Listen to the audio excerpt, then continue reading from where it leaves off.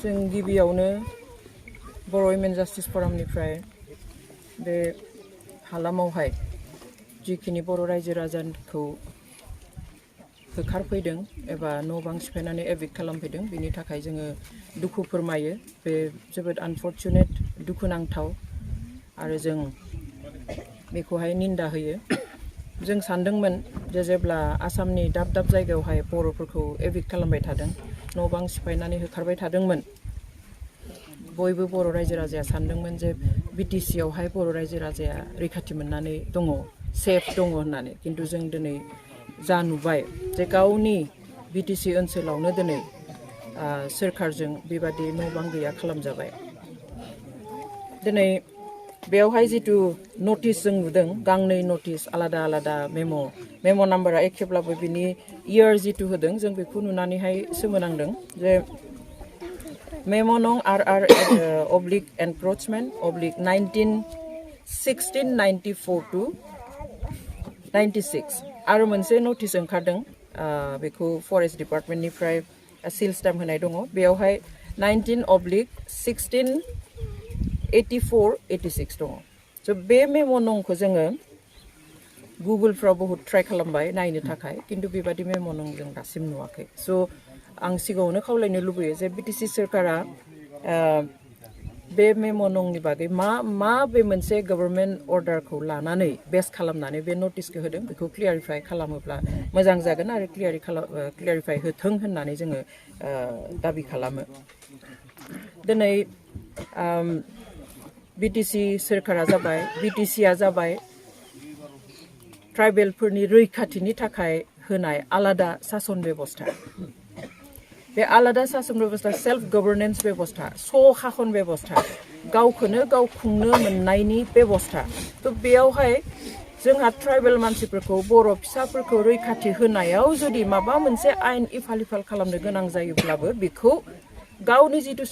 सासन बेबस्था दङ बिटिसिनि एसेम्ब्लियावहाय बेखौ एसे सोलाय सोल' खालामनानै आयेन बानायनानै लानो हायो खारन एसेम्ब्लिया जाबाय आयेन बानायग्रा थ' दिनै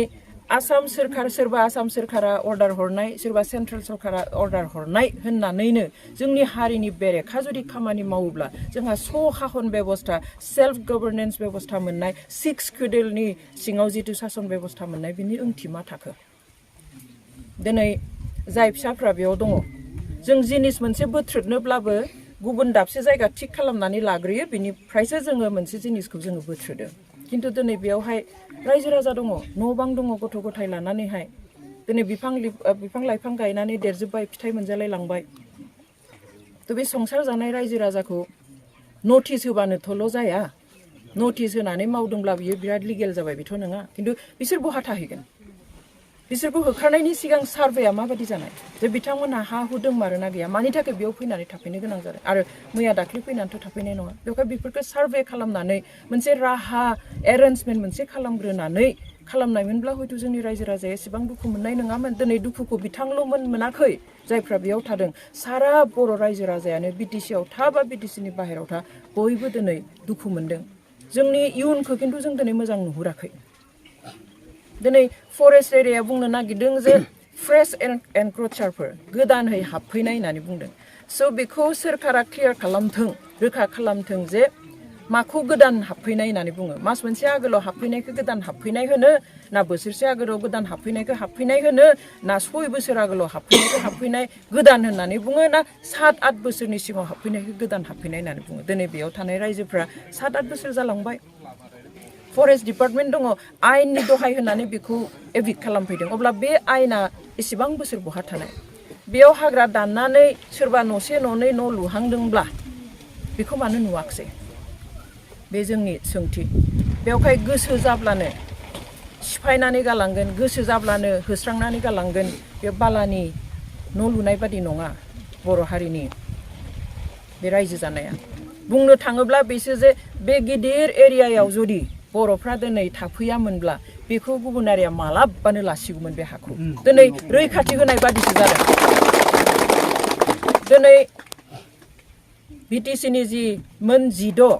बिफानफोर आसाम सोरखारा लानानै थांबाय गोसो मथे खालामदों गोसो मथे दिनै आसाम सोरखारा सोरखौबा होखारनो होदों सोरनोबा माखौबा होनाङा होनदों माखौबा सोरखारा लानो नागिरदों बेफोरबायदि खालामलांबाय थायोब्ला मा जागोन दिनै बे मोन 16 बिफान लांनायनि फिथाइया बेनो दिनै जोंहा जेबो गैला दिनै 6 स्केड्युल एरिया मोननानैबो दिनै जोंहा खाखननि बेबस्था गावनि सेल्फ गभर्नमेन्ट थासेयावबो गावनि सोरखार थासेयावबो दिनै मोनसेबो गोहो बाहायनो हायाखै बेनिखाय जों दाबि दैखांगोन जे बिटिसि सोरखारा थाबैनो एसेम्ब्लि जिरायनानैहाय दिनै बेयाव थानायनि जुदि माबा मोनसे आयेननि फालिफाल खालामनो गोनां जायोब्ला खारन बेखिनियाव जेबो हाग्रा गैया जेरावहाय बिथांमोना दङ बेयावहाय खुनु बिफां गिदिर फांसे गैया हाग्रा बेयावहाय गैया लांदां जायगा आरो बेयाव बिथांमोना गोदानै बिफां लाइफां दाननायनि जेबो फोरमानबो गैया दिनै गभर्नमेन्टनिफ्रायबो मानसि फैनानै फरेस्ट बिफाननिफ्राय मानसि फैनानैहाय बेखौ सार्भे खालामलांदों जे बे एरियाया मामोन बिथांमोना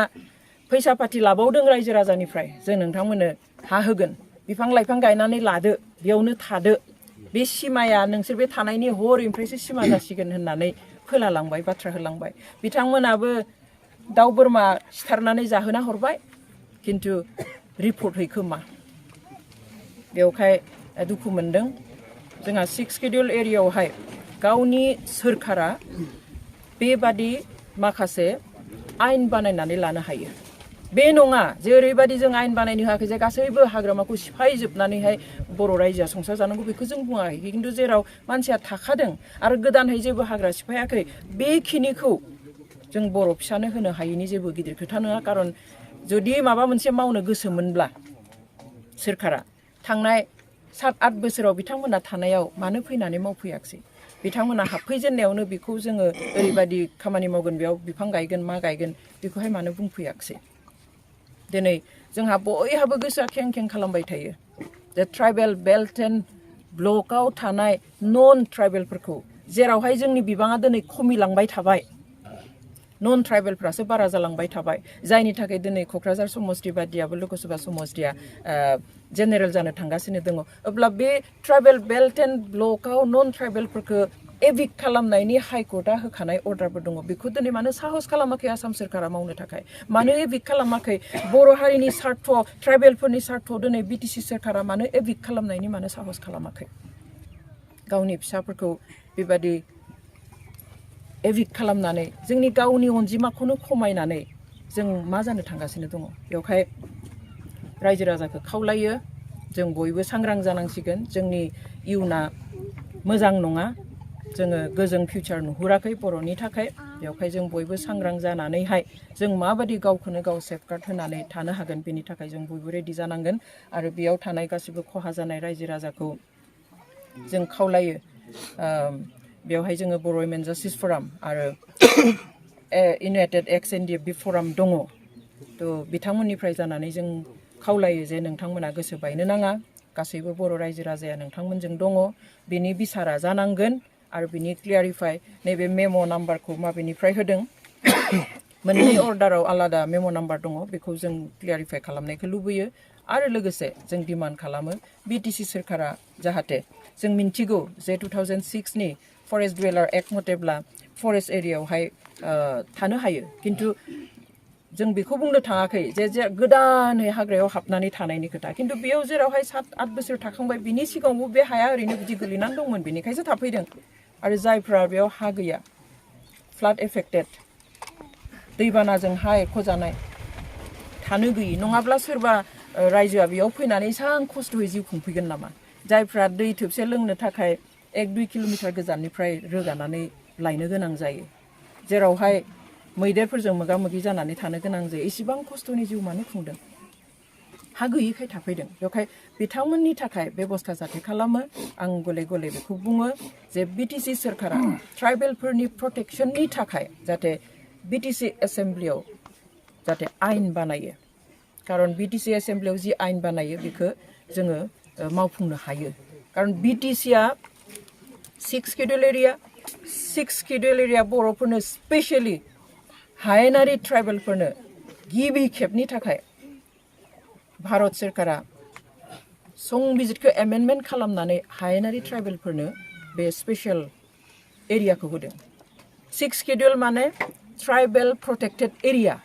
जेरावहाय ट्राइबेलफ्रा रैखाथि मोननांगौ बेनो जाबाय 6 शिड्युल एरिया बेखौ अरिजिनेलि हाजोआरि ट्राइबेलफोरनो होयोमोन खिन्थु स्पेशली भारत सोरखारा संबिधानखौनो एमेन्डमेन्ट खालामलायनानै सोलायलायनानै हायेनाव थानाय बर' ट्राइबेलफोरनो गिबि खेबनि थाखाय बेबादि मोनसे बेबस्था राहा खालामनानै होदों अब्ला बेयाव जुदि ट्राइबेलफ्रानो प्रोटेक्टेड नङाब्ला अब्लालाय बिटिसि होनायनि 6 शिड्युलनि सिङाव थानायनि जोंहा मा मुलाम्फा जागोन जेबो मिनिङानो गैया बोसोर बोसोर आन्दलन खालामनानै गावनि मोन्थायनि थाखाय दिनै जुदि आरो गावनि हायाव गावनि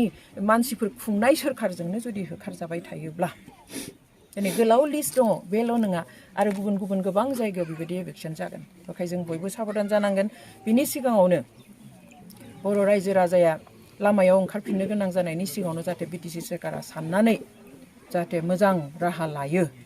मा रोखोमै ट्राइबेल मानसिफोरखौ बे एरियायावहाय बिटिसि एरियायाव 6 शिड्युल एरियायाव रैखाथि होनो हायो बेनि थाखाय मोजाङै थांखि लानो थाखाय दरखार जायोब्ला आयेन नाजावनो थाखाय जोङो डिमान्ड खालामो